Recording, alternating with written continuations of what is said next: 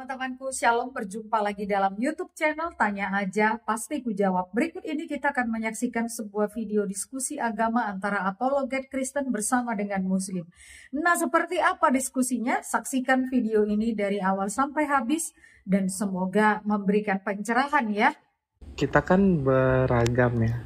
Kalau di Kristen kan berarti hanya orang yang percaya Kristus yang masuk surga. Nah, yang tidak percaya atau agama lain akan secara otomatis tidak akan masuk ke kerajaan Allah. Apakah ada contoh di agama lain terus dia tuh kayak kusuk, terus tuh dia rajin dan segala macam. Apakah masih tidak bisa ditolong oleh Tuhan gitu? Oke, sekarang saya tanya begini.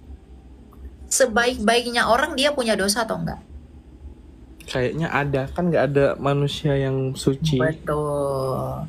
Jadi sebaik-baiknya orang dia pasti punya dosa. Nah, upah dosa itu apa? Itu kematian. Jadi begini loh, kami orang Kristen menginjili kalian itu bukan karena aduh biar saya dapat upah, biar saya mengambil keuntungan dari kamu. No. Kita memberitakan Injil itu sebagai cara kita untuk memberitahu bahwa lihatlah kamu ini, kamu sedang di dalam kematian. Maka kamu harus percaya kepada Dia yang telah mengalahkan kematian. Siapa yang telah mengalahkan kematian? Yesus Kristus. Melalui apa? Kebangkitannya. Ada nggak pribadi yang bangkit selain Kristus dalam sejarah? Tidak ada. Hanya Dia saja.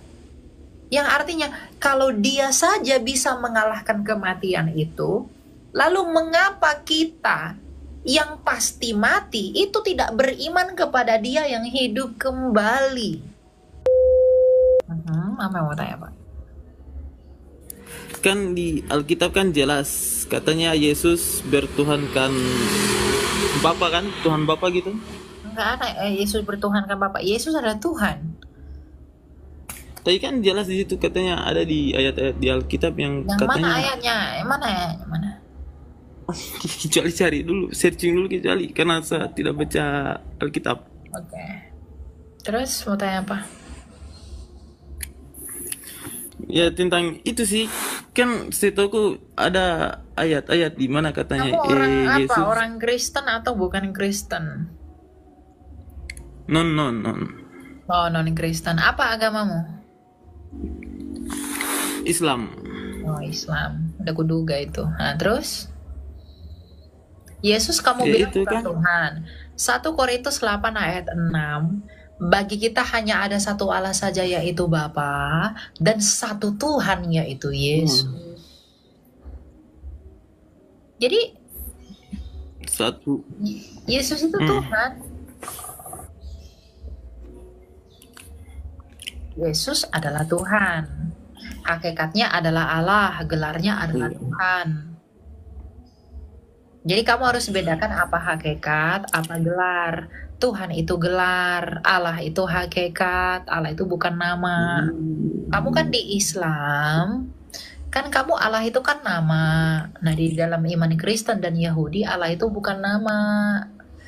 Gitu, seperti saya, nama saya Elia, ya. Namanya Allah kami itu Hashem. Ya. Kemudian gelarnya saya itu pelajar. Gelarnya dia itu Tuhan yang artinya penguasa. Nah, hakikat saya manusia, hakikatnya dia itu Allah. Gitu loh. Jadi nama saya Elia, hakikat saya manusia, gelar saya pelajar, namanya dia Hashem, gelarnya Tuhan, hakikatnya Allah. Gitu. Ya. Iya. Lanjut lagi Pak, yang pertanyaan yang lain saja. Ya, satu lagi. Kamu mau tanya apa? tentang konsep Yesus yang mengalahkan kematian, itu maksudnya kekal atau bagaimana? Oh iya, dia mengalahkan kematian sehingga kekekalan kan. Dia bangkit pada hari ketiga, disaksikan banyak orang. Nah, ketika dia naik ke surga juga disaksikan banyak orang. Nah, ketika dia ketika dia naik ke surga, mendapatkan kemuliaan yang tertinggi dari Allah, dari Sang Bapa, lalu itu kan kegagalan, karena itu dimensinya Allah. Ya, dia pasti mengalahkan maut dan kegagalan. Jadi apa perbedaannya dengan kekekalannya iblis? Kan iblis diturunkan dari surga, kemudian dia terus hidup sampai hari kiamat kan, sampai perang terakhir. Iblis itu nggak bisa mati, Pak, karena iblis itu roh. Tapi iblis itu akan ditempatkan di neraka untuk selama-lamanya. Mereka nggak bisa mati, karena mereka itu makhluk immortal, makhluk roh. Roh itu nggak bisa mati, Pak. Nah, mereka akan hidup kekal juga. Iblis itu juga akan hidup kekal, tetapi hidup kekalnya di neraka. Nah, yang percaya Yesus itu hidup kekal, tetapi di mana? Di sorga. Jadi semuanya manusia itu pasti hidup kekal, tapi hidup kekalnya di mana dulu? Di sorga atau di neraka? Karena roh itu nggak bisa mati. Gitu, ya? Oke. Gitu, makanya kita mengajak, marilah datang dan percayalah kepada Yesus, karena hanya Yesuslah yang mati, yang telah mati, dan yang telah mengalahkan kematian dan bangkit di dalam kekekalan. Maka kalau dia dapat melakukan hal demikian di dalam dirinya sendiri, maka dengan alasan apa saya ragu bahwa dia tidak dapat membangkitkan saya untuk memperoleh hidup yang kekal sama seperti dia yang kekal. Gitu ya. Oke, kita lanjut. Halo. Ya, silakan Pak, mau tanya apa Pak? Elia, aku mau nanya dong, kenapa mesti ada kematian dalam pandangan kita sebagai orang Kristen? Roma 6 ayat 23. Upah dosa adalah maut. Kematian itu karena dosa.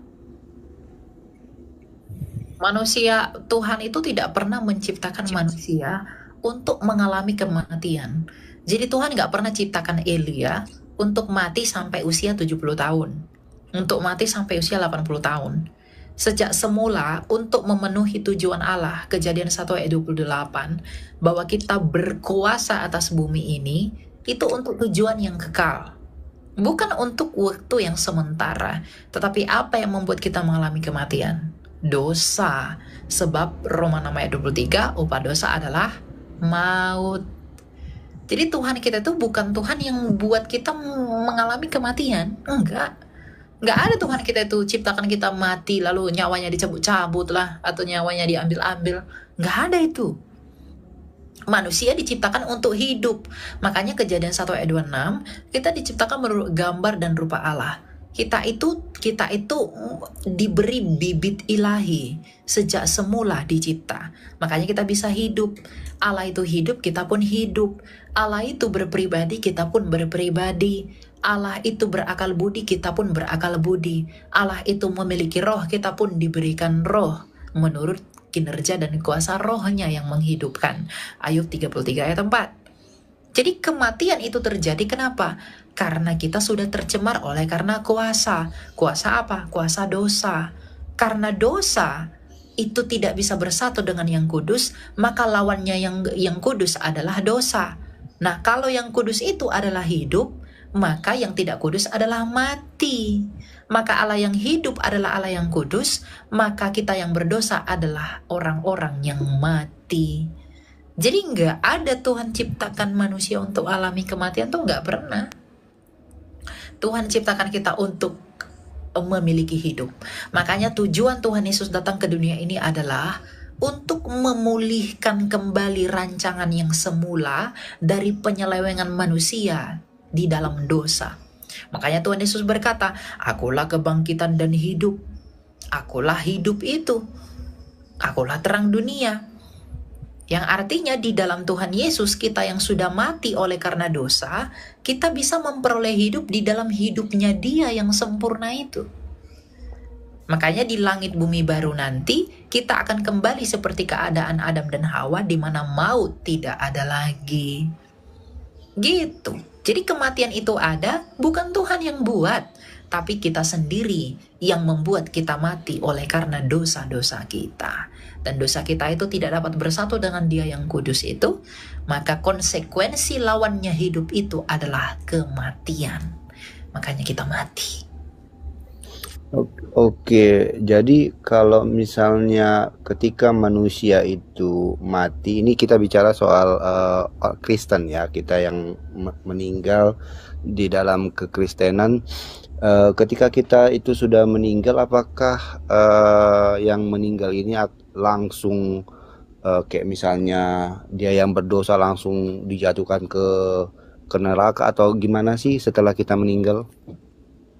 Kalau kita lihat kisah orang kaya dan Lazarus, ketika orang meninggal, ketika dia percaya kepada Tuhan Yesus, maka rohnya itu akan dituntun oleh malaikat ke Firdaus. Tapi kalau dia tidak percaya Yesus, maka dosa-dosanya akan membuat dia tersiksa di alam kematian, yaitu Tartarus. Ya, jadi ingat, yang membuat kita ke neraka itu adalah dosa-dosa kita sendiri. Makanya Rasul Paulus dalam Efesus 6 berkata, lawan kita adalah penguasa-penguasa di udara, roh-roh jahat di udara, pemerintah-pemerintah, yang artinya ketika orang tidak percaya Yesus, maka rohnya itu akan ditawan oleh iblis-iblis yang ada di udara ini dan dituntun kepada maut. Itulah alam maut. Ya. Nah, kalau dia percaya Yesus, maka akan ada malaikat yang menuntun rohnya itu menuju Firdaus, melewati udara-udara ini. Nah, iblis-iblis itu akan menuntut jiwa kita, tetapi malaikat ini akan menuntun kita sampai ke Firdaus, ke tempatnya Bapak Abraham. Begitu. Ya. Kalau untuk apa namanya di dalam Alkitab dia tertulis di mana ya? Iya, di Injilnya Rasul Lukas tentang orang kaya dan Lazarus. Kamu cari aja.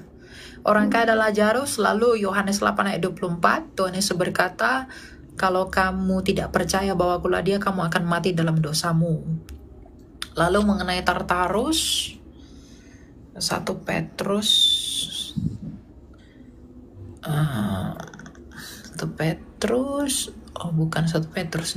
Petrus 2 ayat 4. Oh ya, 2 Petrus 2 ayat 4. 2 Petrus 2 ayat 4 itu tentang Tartarus. Sebab jikalau Allah tidak menyayangkan malaikat-malaikat yang berbuat dosa tetapi melemparkan mereka ke dalam neraka, dengan demikian mereka ke dalam gua-gua yang gelap untuk menyimpan mereka sampai pada hari penghakiman. Nah, gua-gua yang gelap itu dalam bahasa Yunaninya adalah Tartaro atau Tartarus. Ya. Oke. Lalu kemudian tadi kan kita yang meninggal di dalam apa tadi? Kita yang percaya kepada Kristus, ketika kita meninggal kita akan dituntun ke mana tadi? Firdaus. Ke Firdaus. Berarti apakah nanti kita itu akan dibangkitkan oleh Tuhan Yesus itu apa sih? Gimana ya? Lupa aku. Apakah nanti kita akan dibangkitkan ketika Yesus datang kedua kalinya atau gimana? Iya, kita akan dibangkitkan. 1 Korintus 15. Kita akan dibangkitkan sama seperti Kristus yang sulung telah bangkit. Ya, kita akan memperoleh tubuh kemuliaan. Jadi orang-orang yang sudah meninggal itu, yang rohnya sudah di Firdaus dan di Tartarus, maka tubuh mereka nanti di bumi ini ketika Tuhan Yesus datang akan dibangkitkan lalu dipersatukan dengan roh mereka semuanya. Gitu. Lalu dihakimi. Nah, kalau kita yang masih hidup ketika dia datang dan kita masih hidup, maka tubuh kita yang sekarang ini akan otomatis diubah menjadi tubuh yang tidak dapat binasa. Makanya Rasul Paulus berkata, yang binasa ini harus kita tinggalkan dulu untuk mendapatkan tubuh yang tidak dapat binasa. Karena tubuh kita yang sekarang itu tidak bisa masuk dalam kerajaan sorga. Karena dalam kerajaan sorga darah dan daging itu tidak masuk. Nah, tubuhnya kita nantinya adalah tubuh yang sesuai dan bisa beradaptasi dengan ekosistem langit bumi baru di mana tidak ada lagi dosa. Nah, sedangkan tubuh kita ini masih berdosa. Jadi, orang itu harus mati untuk menanggalkan tubuh kita yang berdosa ini. Makanya orang Kristen itu nggak perlu takut mati. Kenapa? Karena kematian dalam iman Kristen adalah sebuah pengharapan baru di mana kita meninggalkan tubuh kita yang berdosa yang hina ini dan kita bersatu dengan para kudus di dalam Firdaus, dan kita punya pengharapan di dalam iman bahwa Tuhan akan membangkitkan tubuh kita di dalam tubuh yang mulia seperti tubuhnya itu dan bersatu dengan roh kita yang menanti di Firdaus. Makanya Rasul Paulus berkata hidup adalah Kristus dan mati adalah keuntungan. Jadi orang Kristen tuh nggak perlu takut mati, karena kematian bagi kita bukan lagi sesuatu yang menakutkan, tapi kematian bagi kita adalah sukacita dengan terwujudnya harapan kita bahwa kita akan bersatu dengan para kudus di Firdaus dan memperoleh tubuh kebangkitan atas kemuliaan yang kita peroleh dari Kristus. Begitu ya. Oke. Thank you ya Elia. Oke, kita lanjut ya. Halo. Ya, silakan. Iya, aku mau tanya ke Kak Elia. Kalau kita jarang ke gereja gitu, terus sering berdoa juga gitu, itu bakal dibangkitkan juga gak ya? Jarang ke gereja karena apa, Bu? Malas. Aku tuh kerja gitu Kak, jadi gak punya waktu gitu buat hari Minggu gitu. Kerjanya di apa? Di luar negeri atau apa? Atau pekerjaan yang bagaimana? Ya ya liburnya tuh bukan kayak hari Minggu gitu sih Kak. Oh ya. Ya nggak apa-apa sih kalau memang alasannya begitu, tapi tetap ingat untuk bertemu dengan Tuhan di dalam hadiratnya. Karena gini, kamu ke gereja tuh bukan untuk dengar-dengar khotbah. Kamu ke gereja itu untuk menerima perjamuan kudus. Jadi ya, kamu usahakan bisa terima perjamuan kudus. Kapan gitu. Karena perjamuan kudus adalah berkat yang kamu terima ketika kamu sudah mati bersama dengan Kristus di dalam baptisan. Gitu ya. Semua orang akan dibangkitkan, yang akan dilemparkan ke neraka pun akan dibangkitkan oleh Tuhan Yesus. Jadi orang-orang yang akan binasa pun tetap dibangkitkan, tetapi dia akan binasa dan tersisa di dalam kekekalan atas kebangkitan itu. Gitu. Jadi semua akan dibangkitkan. Orang percaya, orang tidak percaya akan dibangkitkan. Tetapi kamu bangkit untuk apa? Kalau percaya Yesus, kamu bangkit untuk memperoleh hidup. Tapi kalau kamu tidak percaya Dia, kamu bangkit untuk mati di dalam kekekalan. Gitu. Ya, jadi paham ya tujuannya ya. Oke. Makasih ya Kak Elia. Karena roh itu nggak bisa mati. Oke, kita lanjut. Ya, silakan brother. Mau tanya apa? Mau tanya ini, apa namanya? Agama yang tertua menurut Kak Elia siapa? Agama yang tertua? Tapi coba saya tanyakan sama kamu. Di dalam perjanjian lama, sejarah-sejarah yang ada di perjanjian lama, di mana si Yesaya menubuatkan ini, si Musa mengatakan ini, itu merujuk kepada siapa? Aku nggak tahu. Cerita Kristen buta, jadi nggak tahu Mesias itu apa tuh, nggak ngerti. Cuman mau ini apa namanya, menurutku aja realitanya gitu kan. Agama tertua itu kan ya mungkin secara nominal kan Hindu, terus ada lagi kalau realitanya pasti kekristenan. Realitanya kekristenan. Karena kalau kita menarik jalurnya Adam, kita coba ya, kalau kita mengikuti kalendernya orang Ibrani, kalendernya orang Ibrani itu di zamannya Tuhan Yesus aja lahir itu 5.700-an. Sampai sekarang itu hampir 8.000. Nah, kalau kita mengikuti perhitungan mereka, yang tertua tetap janji itu dong. Kan Torah yang membuka Alkitab, yang membuka Tanah itu kan Torah di dalam Bereshit. Ya berarti janji itu yang lebih tua. Nah, janji itu meskipun tidak ada istilah dari janji itu, tapi realita janji itu kan tergenapi 2000 tahun setelahnya. Siapa itu? Yesus. gitu lah. Betul. Jadi ya silahkan gitu. Tapi kalau saya cara berpikirnya begitu simple. Kalender yang paling lama tuh kalender siapa? Ibrani kan? Makanya filsafat tertua itu filsafat siapa? Bukan Yunani, Yahudi. Filsafat tertua itu filsafatnya Yahudi, bukan Yunani loh. Bapak filsafatnya Yunani, Thales, itu baru ada di abad ke-6 sebelum Masehi. Salomo itu sudah berfilsafat. Bahkan Musa itu seorang filsuf.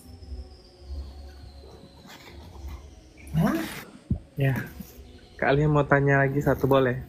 Ya silakan. Apa itu? Menurut Kak Elia, kita kan beragam ya, beragam kan. Terus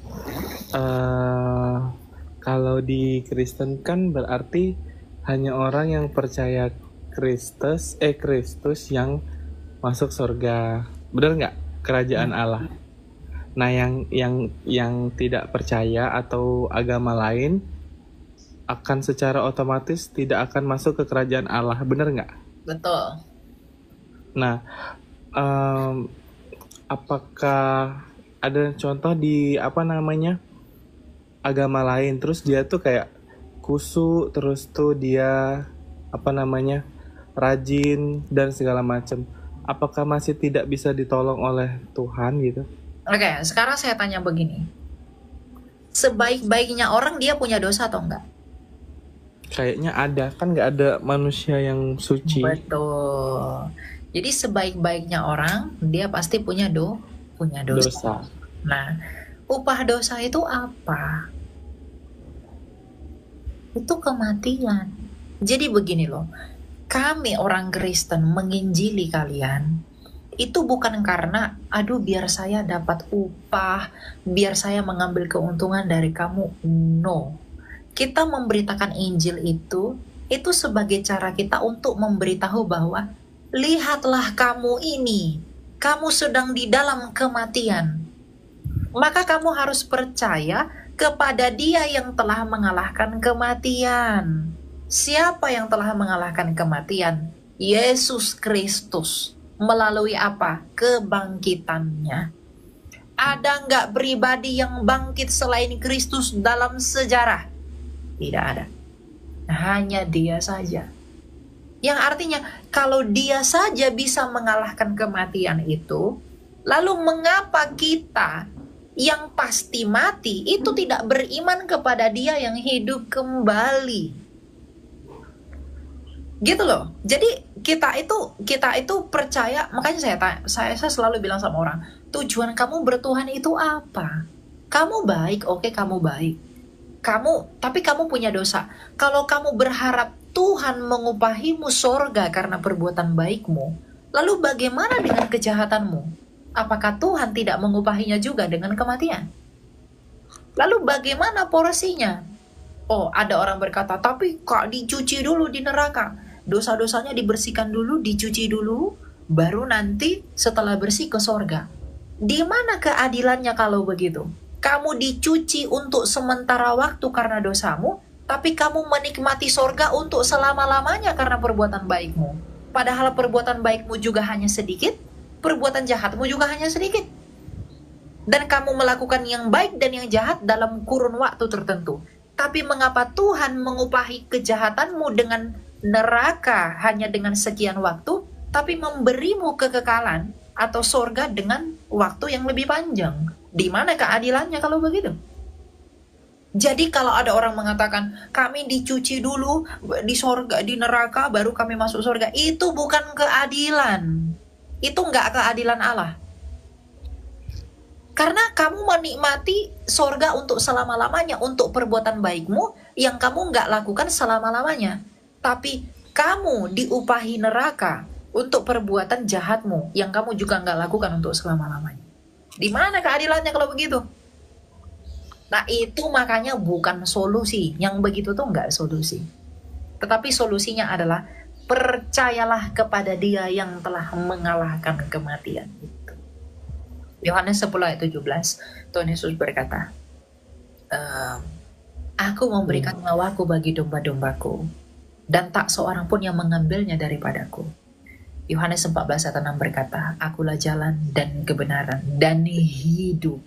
Kenapa Tuhan Yesus mati? Dia mau membuktikan ucapannya yang mengatakan akulah kebangkitan dan hidup. Tuhan Yesus tuh mau bilang begini, kamu sudah mati, tapi lihatlah aku. Aku akan mati dan aku akan bangkit lagi untuk membuktikan kepadamu bahwa maut dan kematian itu tidak berkuasa atas aku. Maka ketika kamu beriman kepadaku, aku akan melakukan hal yang sama kepada kamu. Nah, ketika orang menolak Yesus, itu wujud dan bukti apa? Bukti bahwa dia menyombongkan diri. Dia berusaha untuk mencapai Allah karena kekuatannya. Jadi, sebaik apapun orang, sehebat apapun orang di luar Yesus, dia mungkin hebat di mata dunia. Tapi apakah dia hebat di mata Allah? Kamu misalnya punya kesalahan. Kamu melanggar lalu lintas. Lalu hakim itu akan berkata, benarkah Ricky, kamu telah melanggar lalu lintas? Betul yang mulia, saya telah melanggar lalu lintas. Tapi jangan lupa yang mulia, saya telah berbuat baik. Cucu. Menurutmu, apakah hakim itu akan melepaskanmu dari dakwaannya? No. Gak peduli sebanyak apa perbuatan baikmu, kesalahanmu tetaplah dihukum. Allah pun begitu. Kalau dia hanya memaafkan begitu aja, berarti dia bukan adil. Gitu loh. Nah, makanya dari semua yang telah ada di semesta ini, siapakah yang menjadi jawaban atas itu? Tanpa menafikan apapun, saya harus mengatakan, it's only Jesus Christ. Karena kisahnya Kristus itu bukan dongeng. Itu nyata. Dia bangkit, hidup kembali, naik ke surga 40 hari. Itu ada sejarahnya. Dan sejarahnya itu bukan yang katanya enggak. Kamu bisa cek sampai sekarang. Kamu ada uji sains, metodologi, apa segala macam. You can search that. Kamu bisa mencari itu lebih dalam. Itulah mengapa saya harus selalu mengatakan, tidak ada yang lebih besar daripada Kristus. Tidak ada yang lebih berharga daripada Kristus. Tidak ada yang lebih mahal daripada Dia. Gitu. Iya, tapi ini apa namanya? Kalau udah dijelasin tadi kan kami ini yang mungkin bukan tidak percaya, tapi kan dipengaruhi oleh faktor keturunan dari satu agama tertentu. Terus kami tidak diajarkan lagi kan. Jadi akan semakin banyak dong yang apa namanya tidak percaya akan Yesus karena kami dilahirkan terus kami tumbuh. Nggak bisa begitu. Kamu sudah mendengarkan Injil ini, kamu sudah mendengarnya dari saya. Dan jadi kalau kamu tetap menolak, kamu nggak punya alasan di hari penghakiman. Ketika kamu berdiri di hadapan hakim itu, kamu nggak akan bilang, Tuhan, aku belum pernah mendengarkan kabar keselamatan itu. Kamu nggak akan punya alasan untuk mengatakan itu. Karena kamu hari ini sudah mendengarnya dari Elia. Makanya untuk itulah Tuhan Yesus dalam Matius 28 ayat 18-19 dia berkata apa? Pergilah ke seluruh bangsa, jadikanlah semua bangsa muridku. Baptislah mereka di dalam nama Bapa dan Anak dan Roh Kudus. Itu Tuhan Yesus perintahkan sesuai dengan kehendak Allah. Bahwa kehendak Allah adalah mengkehendaki semua orang diselamatkan di dalam siapa? Di dalam Yesus. Kisah Rasul 4 ayat 12. Tidak ada keselamatan selain di dalam nama Yesus di bawah kolong langit.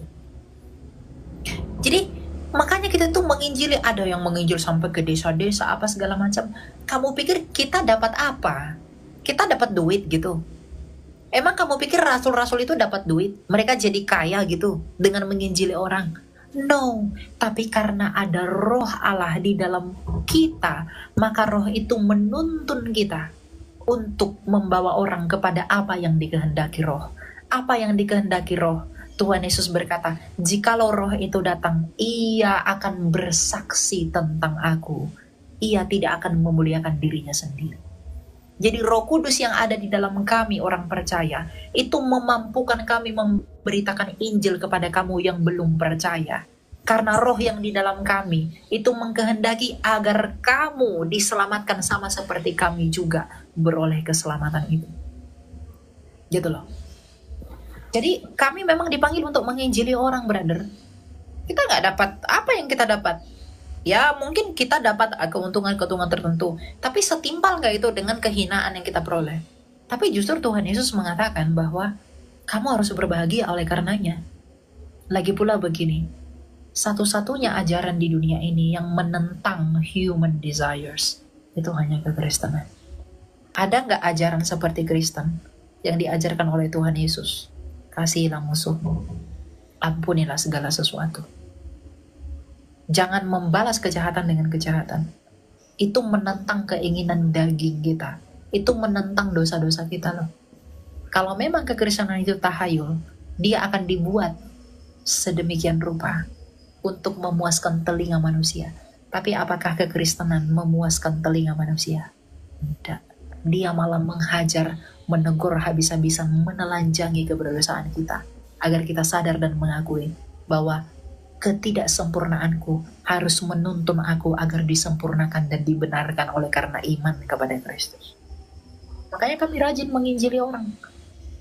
Kami banyak yang gak takut mati di dalam penginjilan. Kenapa? Karena itu panggilan kami, roh itu yang memampukan kami untuk bersaksi mengenai siapa? Mengenai Kristus. Jadi kamu sudah mendengar Injil sekarang ini, jadi kamu tidak punya alasan untuk mengatakan aku belum mendengarnya. Ya, saya memanggil kamu untuk percaya. Masalah kamu percaya, saya nggak punya hak mengkristenkan kamu.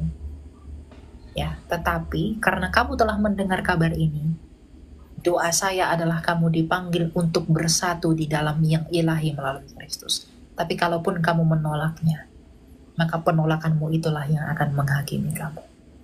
Tapi berat itu, Kak. Ya, Itu kan enggak, kalau- saya enggak meminta kamu yang lain-lain. Kamu bilang Iya. kamu berat karena agama Enggak, kamu bukan. Ini maksudnya gini. Kalau itu kan keluarga gimana responnya? Terus ini kok komennya nih Injil dibaptis. Baptis itu apa baptis?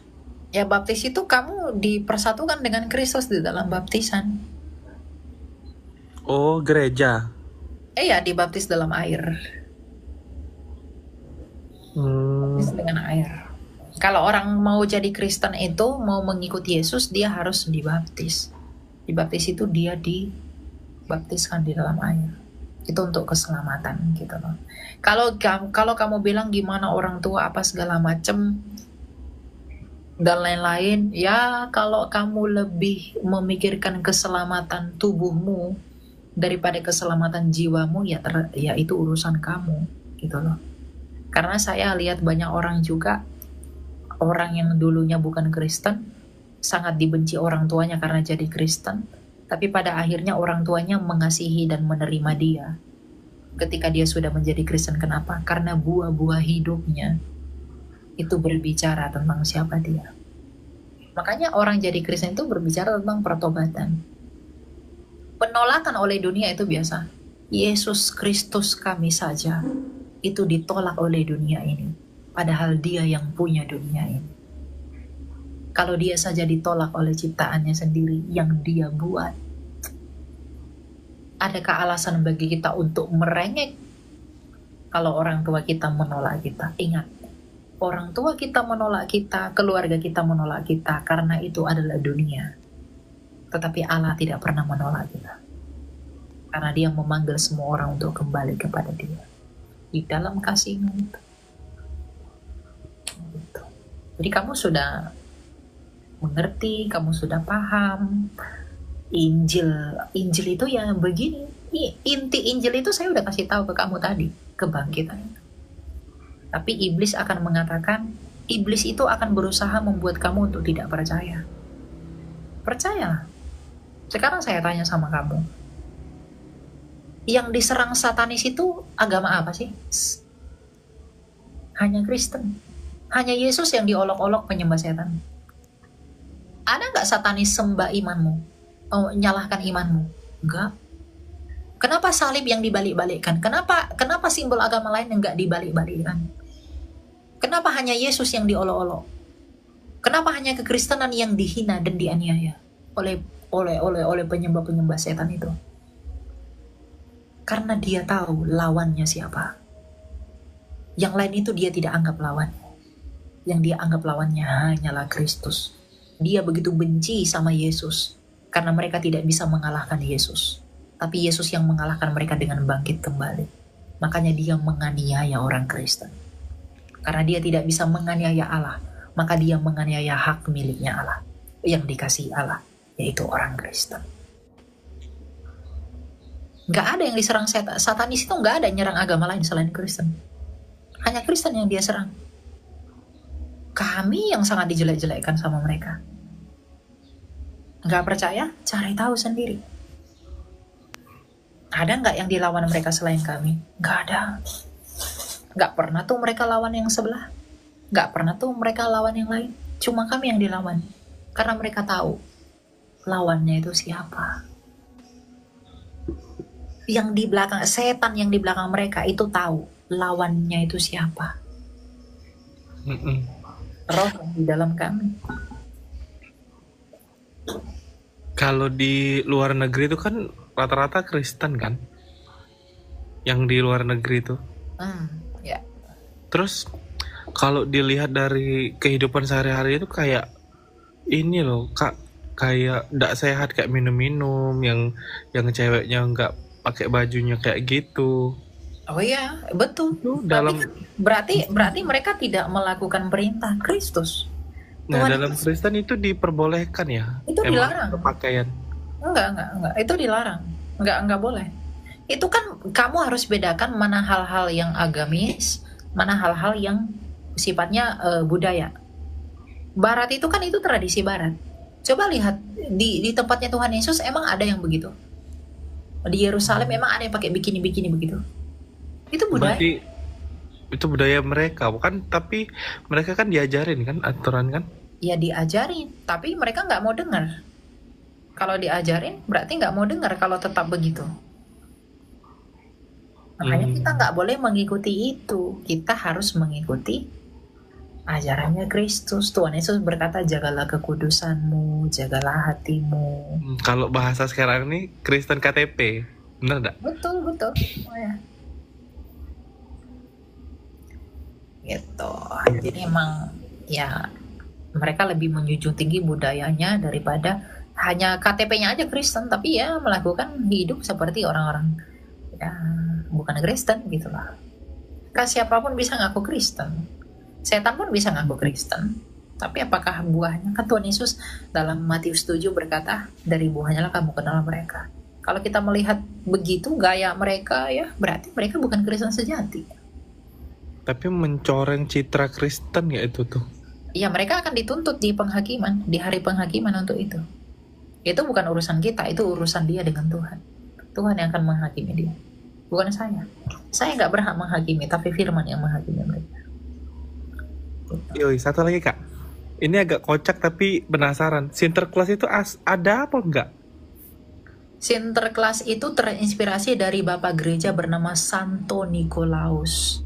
Santo Nikolaus itu adalah bapak gereja yang menampar bidat Arius, yang mengajarkan paham sesat. Jadi ada seorang bidat bernama Arius, dia itu mengajarkan Yesus itu bukan Tuhan, lalu ditampar sama Santo Nikolaus. Dan Santo Nikolaus itu sangat mencintai anak-anak, hidupnya begitu saleh, dia dicintai banyak orang, dan dia sangat cinta dengan anak-anak. Makanya cintanya dia kepada anak-anak itu dihargai dan dihormati dengan figur Sinterklas.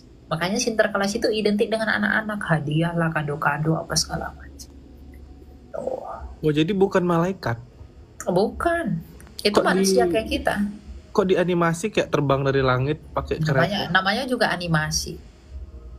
Oh. Di animasi juga dibuat banyak hal-hal yang nggak sesuai. Tapi kan itu animasi. Berarti aku duganya salah dari dulu. Aku kira itu Ya, malaikat. bukan. Terbang pakai rusa itu. Bukan. Oh iya. Oke. Ya Itu udah. ya. Kita ganti ya. Ya, thank you waktunya. Oke, God bless.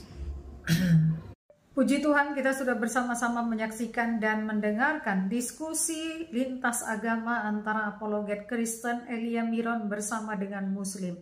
Dari diskusi ini, Elia Miron dengan tegas menyatakan bahwa adapun yang menjadi tujuan daripada setiap orang Kristen memberitakan kabar baik, memberitakan Injil di media sosial, tujuannya bukanlah supaya untuk mendapatkan keuntungan dari orang-orang yang datang ke dalam komalnya ataupun ke dalam diskusinya, tetapi sepenuhnya oleh karena kesadaran bahwa media sosial adalah sarana bagi banyak orang Kristen bisa memberitakan Injil, bisa memberitakan kabar baik, agar semua telinga, agar semua orang bisa mendengar bahwa ada satu Tuhan yang sangat mengasihi manusia, bahkan karena kasihnya Dia telah berkorban, Dia telah memberikan dirinya sebagai tebusan bagi orang-orang yang berdosa, agar setiap orang berdosa memiliki kesempatan oleh karena kasih karunia Tuhan untuk boleh percaya kepada Tuhan Yesus sebagai satu-satunya Tuhan dan Juru Selamat, dan engkau diselamatkan.